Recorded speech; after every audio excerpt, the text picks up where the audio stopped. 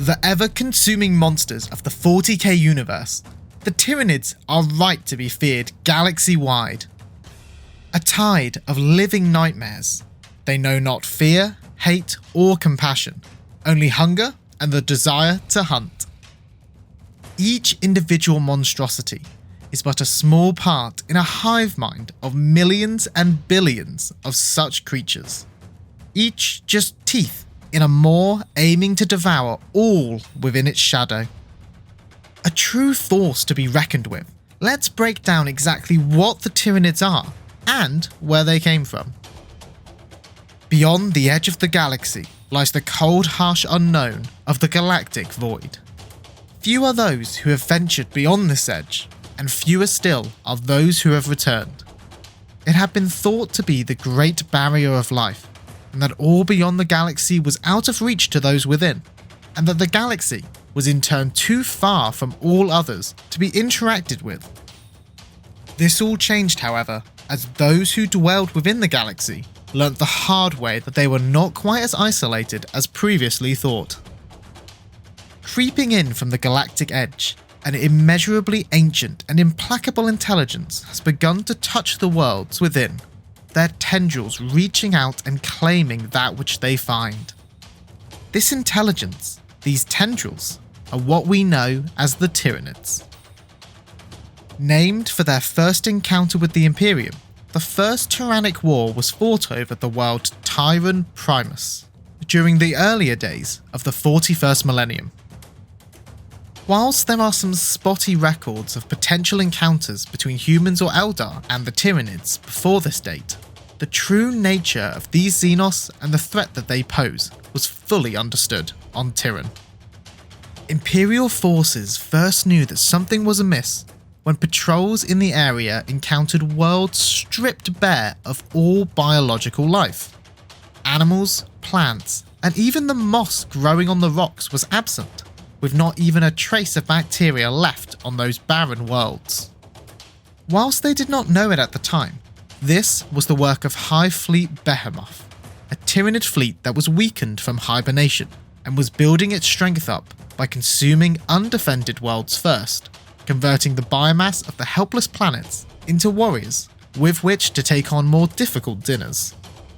Tyran had only a few days to prepare for invasion, and Magos Varnak readied the planet to defend against what they thought would be just another Xenos invasion.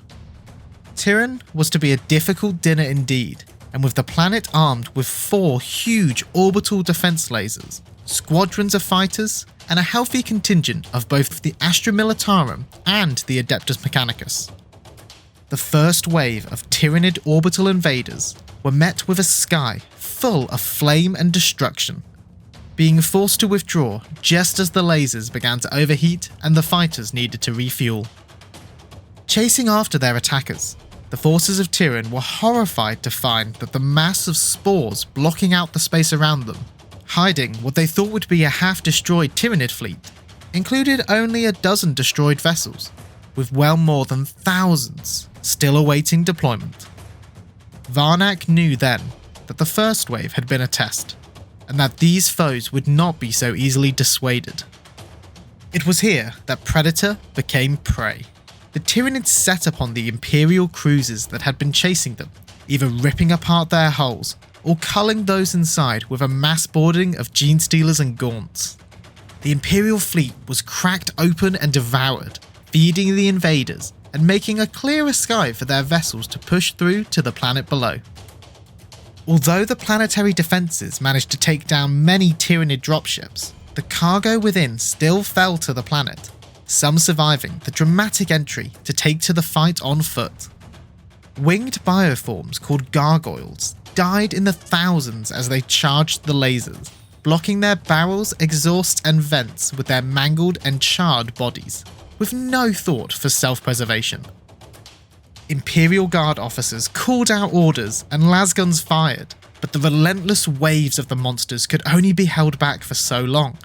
Hormagaunts, Gene Stealers and other nasty Griblies charged over the mounds of their own dead, the ever-encroaching line of Xenos corpses paving the way for larger beasts to crash their way through the Imperial lines.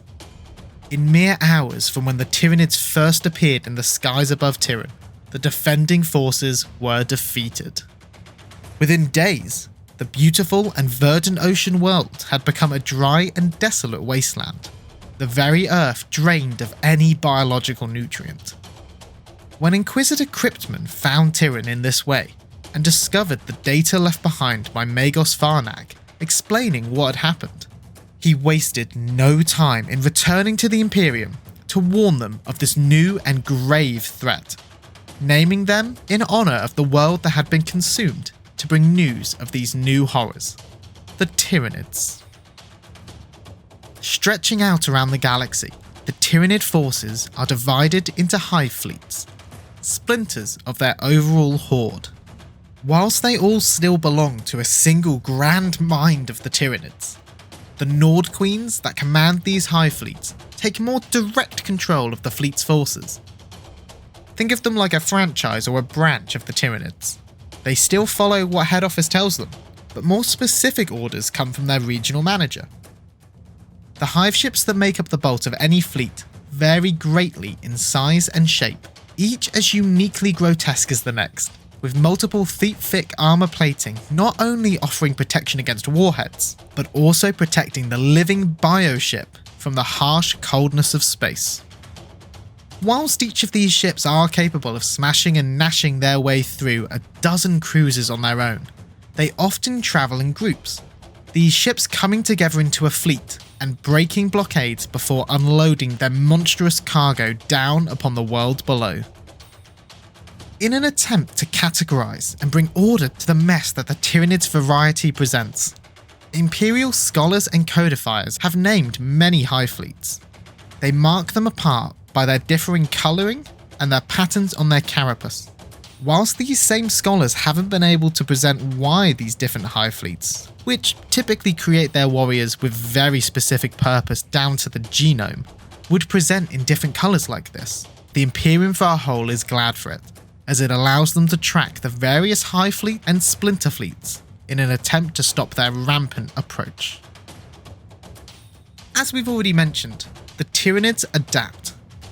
When faced with new threats or obstacles, the bioforms of the hive fleet will be tailored to better suit this new need. In some cases, this could be a slight adaptation or the creation of new weaponry or larger bioforms. In some cases, it can produce an entirely new strain of the Tyranid. As humanity began to develop anti-Tyranid tactics, the hive fleets adopted one of humanity's weapons to adapt to these new techniques. By incorporating the DNA of Space Marines into a new bioform, the Tyrant Guard were created.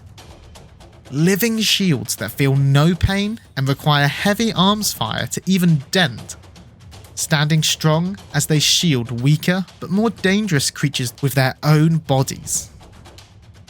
With the ability to adapt in this way, Tyranids really are the masters when it comes to an arms race. And it is this constant adaptation and redevelopment that poses the greatest threat to the races of the galaxy. Holding off against an endless tide of orcs or necrons is hard enough, without them literally evolving overnight to come at you harder with exactly the right tools they need for the job. The trick, among other tactics, to fight Tyranids is to starve them. By denying the hive fleet's biomass, they are without the raw materials they require to breed new Tyranids. Many bioforms aren't designed to live to old age, and so they are recycled fairly regularly, with less than a perfect efficiency. This means that without any fresh biomass, hive fleets slowly eat themselves to death, or enter a state of hibernation. Of course, keeping the fleets from the biomass in the first place is a hard enough task as it is, and if you could do that safely, you've already defeated them. Imperial fleets have on occasion resorted to virus bombing planets ahead of the Tyranids, destroying all life on a world before the Tyranids can arrive and have their fill. For the cold machine of war that the Imperium operates under, the outcome is a positive one, although I think the jury is still out on how the once populace of this planet would have felt given the choice. The Tyranids are a downright threat to all life across the galaxy, and we've only so far seen the tip of the iceberg. With the launch of 10th edition 40k being focused on the 4th Tyrannic War and High Fleet Leviathan, I just can't see them taking a back seat in the narrative going forwards. They are a true evil in the galaxy, and a really nice simple villain to understand and potentially get behind. After all, who doesn't just get the munchies from time to time, even if it's not quite on a planetary scale? We're going to talk a bit more soon on the different bioforms, famous hive fleets, and the various tyrannic wars that have occurred so far in the 41st millennium. But for now, we're going to leave the Tyranids here. If you've enjoyed diving into the Tyranids' origin, consider liking this video and subscribing to the channel. It really helps us to continue what we're doing. Thanks, and I'll see you next time.